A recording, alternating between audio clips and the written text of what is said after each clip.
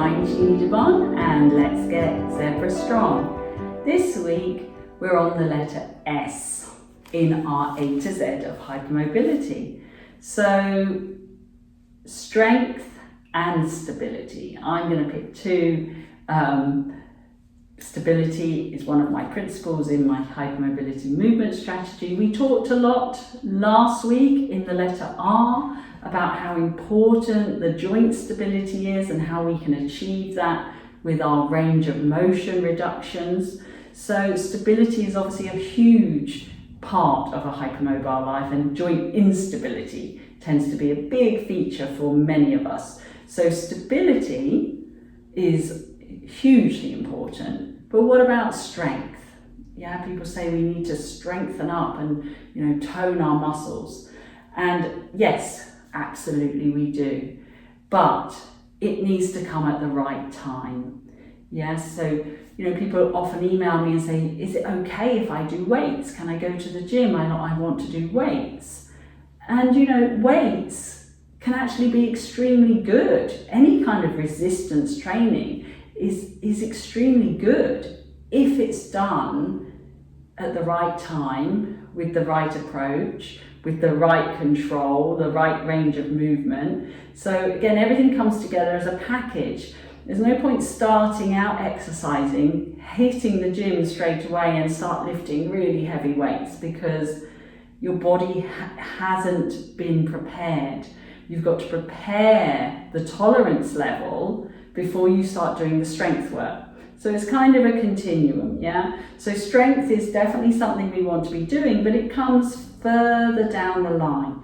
Don't feel that you're in a rush. Don't feel any kind of pressure to get to the strength part. In my Zebra Club, my online program, we have 7 different categories. And strength and connect is one of those categories.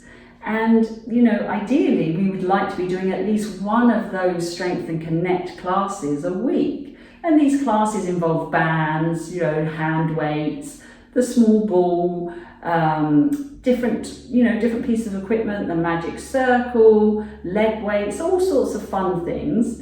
But I say to my clients, my members, don't feel any kind of pressure to get to do classes in that category, because if you've been in pain and you're building up your tolerance level so you don't have a flare up every time you try to exercise, it might take you a little while to build that tolerance until you're ready to hit the strengthening part, and that's absolutely fine. You have to take small steps, because if we hit the gym, we hit the weights, we hit the reformer too hard, too soon, chances are our tissue is going to say, nope, I didn't like that, I wasn't ready for that, and here's some pain to stop you doing that ever again. And obviously that's not the message that we want to receive. We want our body and our mind to receive the message that movement is great, resistance work is great, and my body can tolerate the resistance work because I've done all the other stuff before. I've learned how to breathe so I don't brace myself. I've learned how to relax my tissue. I've worked on my control and my range of motion, so I have more joint control. I'm not going to lift weights and throw myself into some funny position. I've worked on my proprioception. All of this comes together, and then through that building up of that awareness and that tolerance, maybe then we're ready to start working on strength. And as I say, using weights, using a reformer machine, using, if you're at home, a band, little hand weights, even a can of beans, you don't have to buy any fancy equipment to do this stuff. But we have to take small steps. It's one thing I've learned over the years, and I've been doing this for over 15 years now, which is, I'm so grateful to get to work with this community, but I've really, really learned that you have to take it slow. Too many people are pushed too soon into doing high reps, high load work, and it causes massive flare-ups. So don't fall into that trap.